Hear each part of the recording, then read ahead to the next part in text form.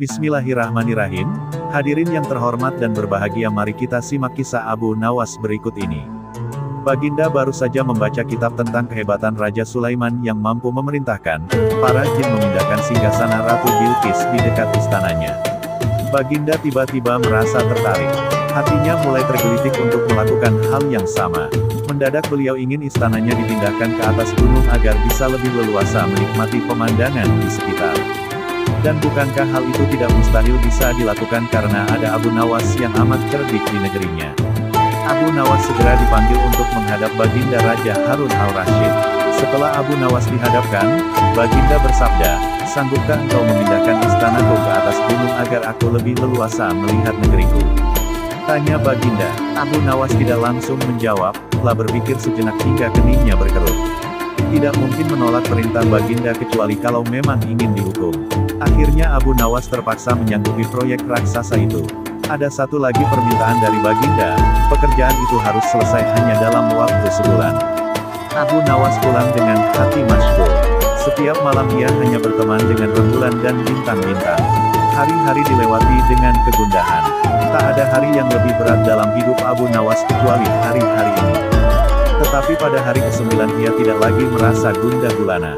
Keesokan harinya Abu Nawas menuju istana, telah menghadap Baginda untuk membahas pemindahan istana. Dengan senang hati Baginda akan mendengarkan apa yang diinginkan Abu Nawas. "Ampun tuanku, hamba datang ke sini hanya untuk mengajukan usul untuk memperlancar pekerjaan hamba nanti," kata Abu Nawas. "Apa usul itu?"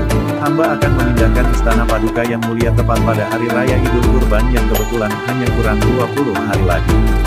"Kalau hanya usulmu, baiklah," kata Baginda. "Satu lagi Baginda," Abu Nawas menambahkan. "Apa lagi?" tanya Baginda.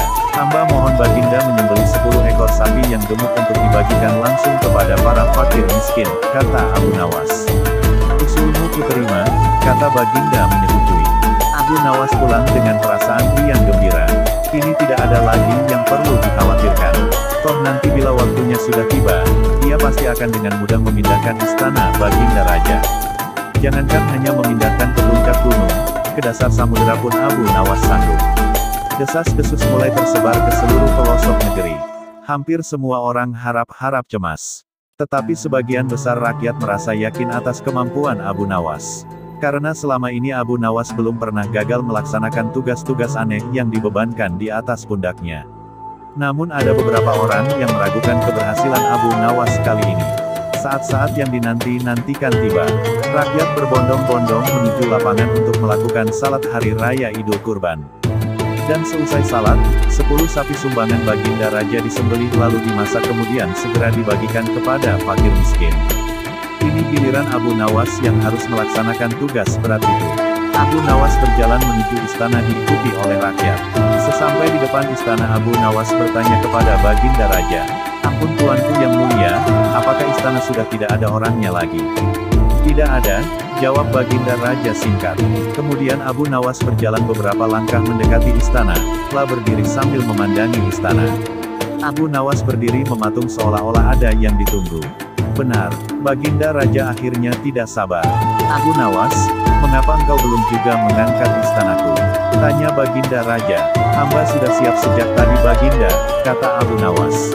"Apa maksudmu engkau sudah siap sejak tadi? Kalau engkau sudah siap, lalu apa yang engkau tunggu?" tanya Baginda. Masih diliputi perasaan heran. "Hamba menunggu istana Paduka yang mulia diangkat oleh seluruh rakyat yang hadir untuk diletakkan di atas pundak hamba. Setelah itu hamba tentu akan memindahkan istana Paduka yang mulia ke atas gunung sesuai dengan titah Paduka." Baginda Raja Harun al-Rasyid terpana. Beliau tidak menyangka Abu Nawas masih bisa keluar dari lubang jarum.